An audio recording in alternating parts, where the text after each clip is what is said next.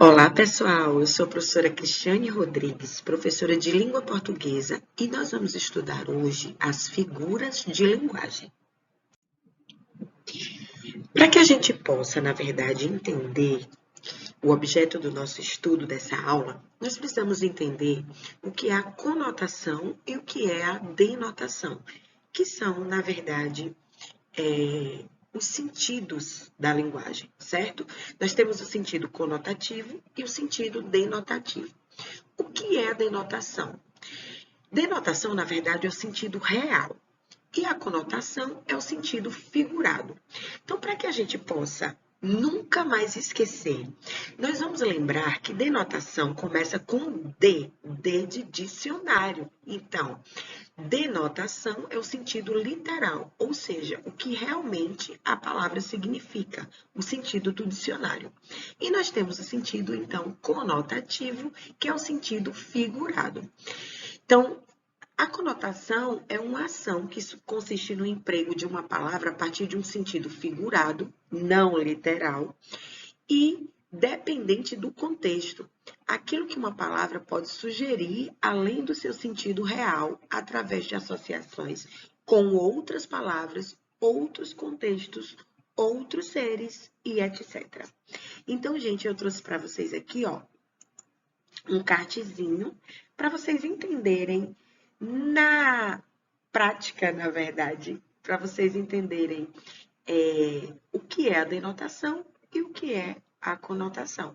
Então, vejam aqui, coração, né? No sentido denotativo, ele significa literalmente o órgão, e nós temos aqui a subjetividade da conotação. E para que a gente possa estudar figuras de linguagem, é necessário que a gente entenda qual o sentido conotativo das palavras, já que é o sentido figurado. Como eu falei, né, as figuras de linguagem, elas vão se dividir em figuras de palavras, figuras de pensamento e figuras de sintaxe. Nessa nossa aula, nós vamos, então, estar falando um pouco sobre as figuras de palavras. Então, nós temos aqui a metáfora, que representa uma comparação de palavras com significados diferentes e cujo termo comparativo fica subtendido na frase. Vamos ver um exemplo? Nós temos aqui: a vida é uma nuvem que voa. Então, nós temos também uma tirinha, né, trazendo aqui a característica no texto desse sentido metafórico, né, dessa figura de linguagem. Aí no primeiro quadrinho diz assim: fala uma coisa romântica. Meu amor é uma caravana de rosas vagando num deserto inefável de paixão. Uau, agora traduz? Aí você está querendo demais. Então, eu trouxe aqui uma tirinha que você vê aqui no segundo quadrinho, né? Quando a personagem aqui fala a respeito do amor, trazendo um sentido figurado, subjetivo, conotativo, então, um sentido metafórico, tá certo? Temos também aqui a comparação, né? Que é chamada também de comparação explícita, ao contrário da metáfora. Nesse caso, são utilizados, então, conectivos de comparação. A gente tem alguns exemplos aqui desses conectivos, como, assim e tal qual. Exemplo: seus olhos são como jabuticabas. Então, gente, perceba que a gente tem um conectivo aqui, ó, comparativo. Por isso, aqui nós temos a comparação literalmente. Se eu dissesse assim: seus olhos são jabuticabas, então eu teria aqui uma figura de linguagem que a gente falou anteriormente, que é a metáfora. Então, gente, continuando o nosso assunto sobre as figuras de palavras, nós temos aqui a metonímia, tá?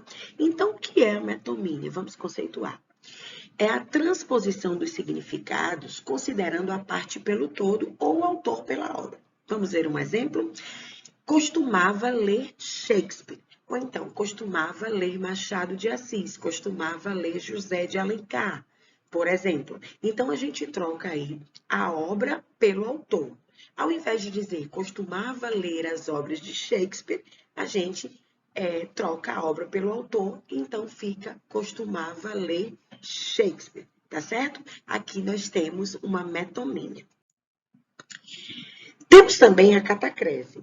O que é a catacrese, né? Coloquialmente falando, né, falando de uma forma mais geral, alguns autores trazem a catacrese como uma metáfora desgastada. Ou seja, é utilizada uma palavra que, por não ter uma palavra específica. Então, por exemplo, quando eu digo embarcou há pouco no avião, embarcar é colocar-se a bordo de um barco, certo? Mas como não há um termo específico para o avião, utiliza-se essa palavra para o embarque no avião. Eu trouxe um exemplo aqui, ó, também nessa charge, quando a gente vê aqui, o senhor poderia me ajudar? Estou meio perdida, né? Então, aqui é a questão da bala perdida, utilizando uma palavra para conceituar, né, o contexto do discurso, por não ter uma palavra específica. Então, a gente chama essa figura de palavras de catacrese.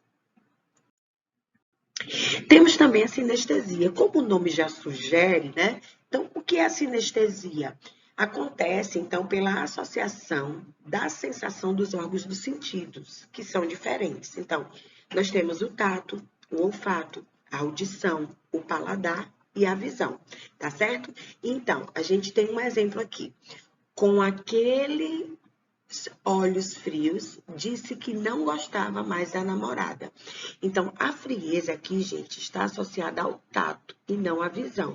Então, há uma mistura de sensações dos órgãos do sentido. Por isso, então, a gente tem aqui a sinestesia. Então, gente, outra figura de linguagem dentro do conceito de figura de palavras, que é o que a gente está, na verdade, estudando nessa aula, é a perífrase. Então, assim, é a substituição de uma ou mais palavras por outra que a identifique. Vamos ver um exemplo. O rugido do rei da selva é ouvido a uma distância de 8 quilômetros. Então, o rugido do leão é ouvido a uma distância de 8 quilômetros. A gente substitui aqui a palavra leão pelo rei das selvas, que é uma palavra que identifica o leão, tá certo? Então, aqui a gente tem, na verdade, a perífrase, tá? Então, eu trouxe aqui também uma charge para identificar essa figura de linguagem que diz assim: e pode deixar esse guarda-chuva, porque ali embaixo é que é a Terra da Garoa. Então, o que é a Terra da Garoa, gente? Terra da Garoa é São Paulo, conhecido como Terra da Garoa, tá? Então, troca-se aqui a palavra por outra que a identifique, tá certo? Nós vamos finalizando a nossa aula por aqui. Eu espero que vocês tenham gostado dessa aula. Na verdade, o estudo das figuras de linguagem é muito interessante, né? Para, na verdade, utilizar esse recurso como um recurso da língua portuguesa, na verdade, para poder ampliar o sentido das palavras ou ampliar o sentido do texto. Nós vamos estar, sim, continuando com o estudo das figuras de linguagem. Hoje nós vimos figuras de palavras, nas próximas aulas a gente vai ver figuras de pensamento e figuras de sintaxe, complementando, assim, o nosso estudo das figuras de linguagem. Tá certo? Eu espero que vocês tenham gostado da aula. Nós vamos ficando por aqui e até a nossa próxima aula de língua portuguesa.